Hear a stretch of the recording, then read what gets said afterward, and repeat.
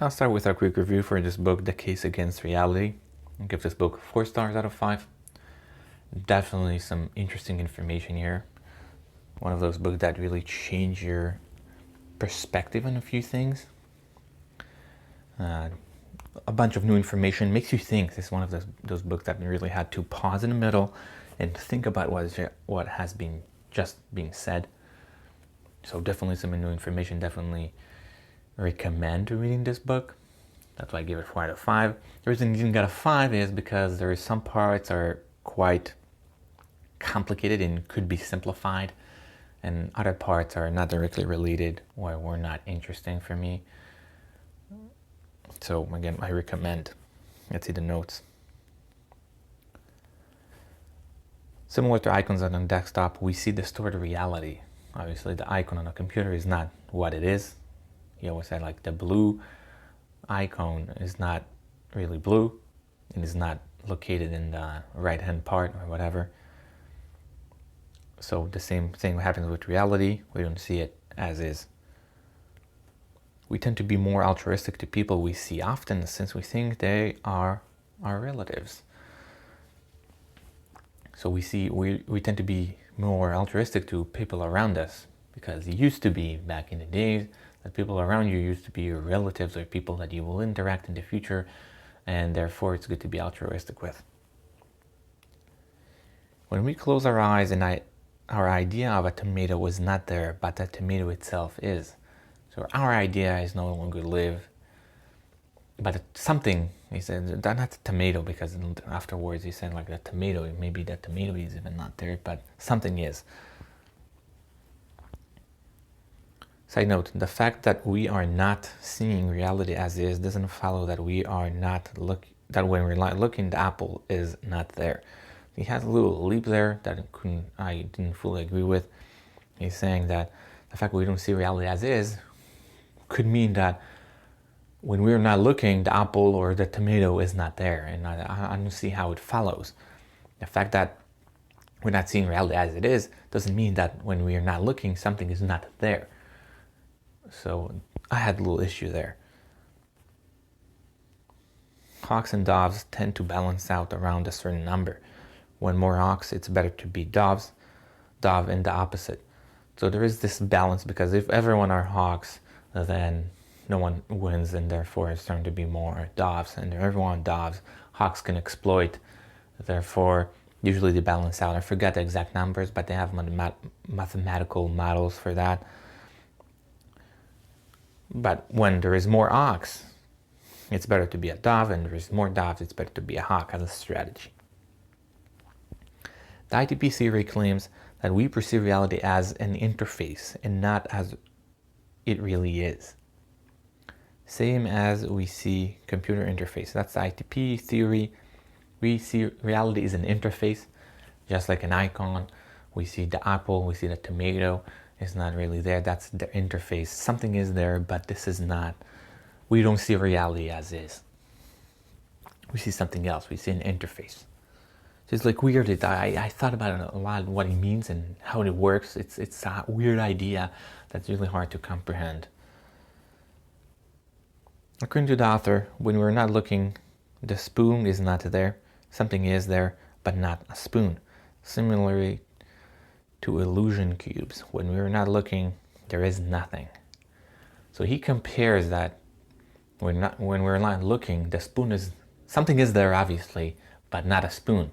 When we're looking, our idea of a spoon is there, but not. When we're not looking, our idea is not there, and therefore something is there, but not a spoon. And he compares that to when we're not looking on a cube. So all those 3D things, obviously there is no cube there. Only when we're looking, there is a cube. And my problem was that this is not the same thing, obviously, because the cube is our vision. There is some problem with our vision, but Apple, it's much more tangible in some way. You can do something with it. So that comparison there is not fully complete. I don't think it's a good comparison there, and therefore not necessarily when you're not looking, something is there. It's not the same idea. He compares the two and it's not the same. I'm not saying that his whole idea is wrong because of that, but his comparison fails, in my opinion, obviously.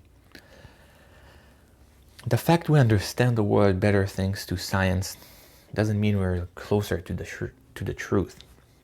We're just understanding the game better.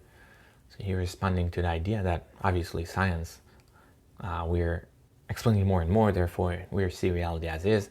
He says, no, we're just understanding the game better. We don't understand reality or the truth more. With science, we are just exploring the interface more. Similarly, we're just exploring the interface. We don't understand what reality is, we're just exploring the interface. Interesting. When we look on a spoon, we see something, but we receive it as a spoon.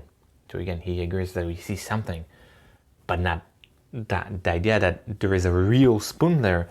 He disagrees with that. We see something and we think, or we perceive it as a spoon.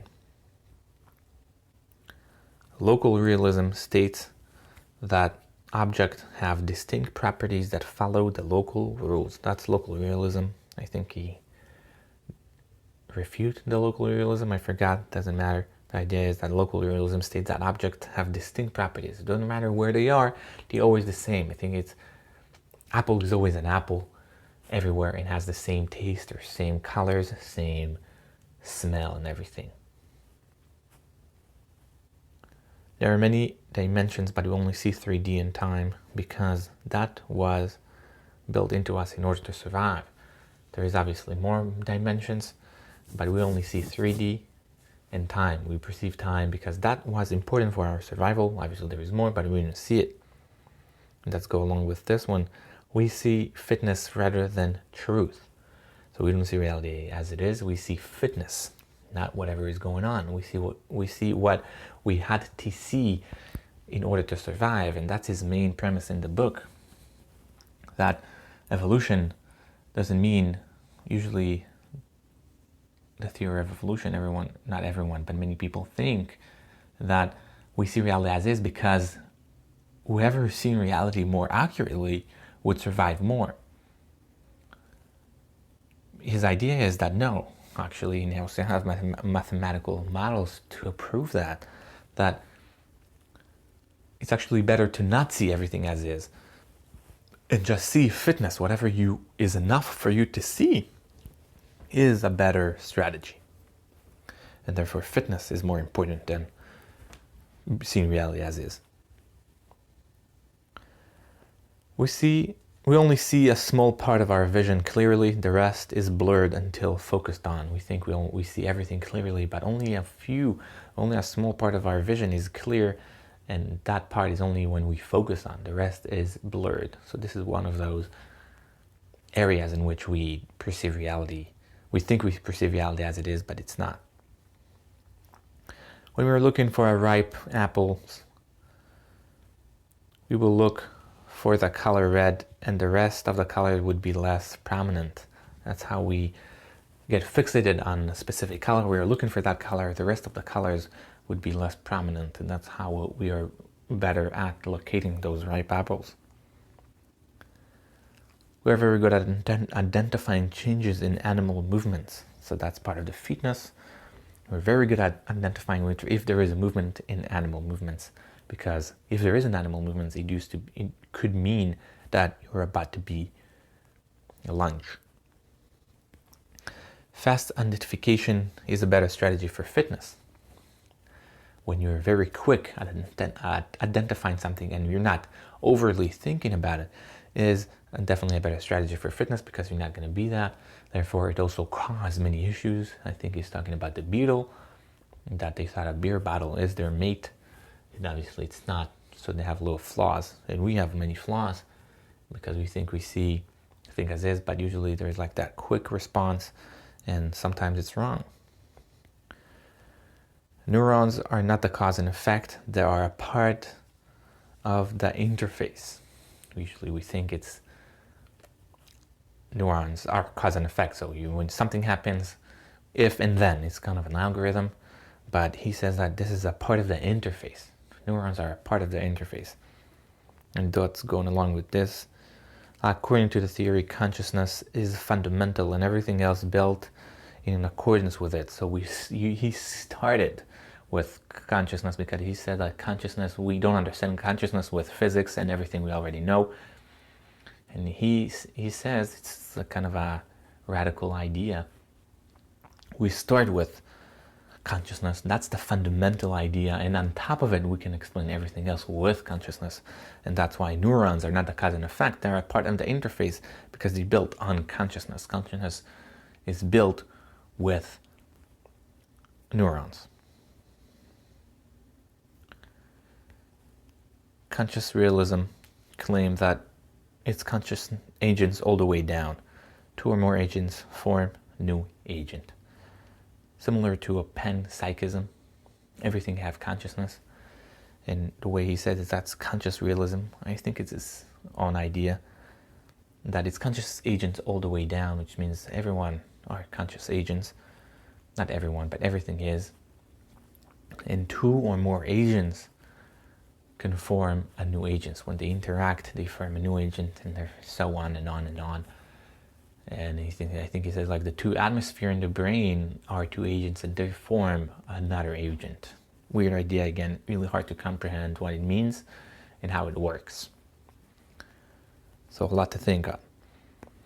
And that's the last one. Observing oneself adds more experiences and so on. He said when we observe ourselves, we can never be fully aware of ourselves, because when we observe ourselves, we create another agents, and it's kind of a loop. So we're looking for something and then creates another one, and then we look at that. It's becoming more and more complex, and we can never be fully aware. Interesting idea again. That's it for the notes. So definitely recommend this book. There's some new information, a lot to think about, and I didn't fully understand it. I probably need to read this book again in the future. Could be even more than once. But something to think about, radical ideas, and definitely innovative ideas. And again, this is 4 out of 5, and thank you.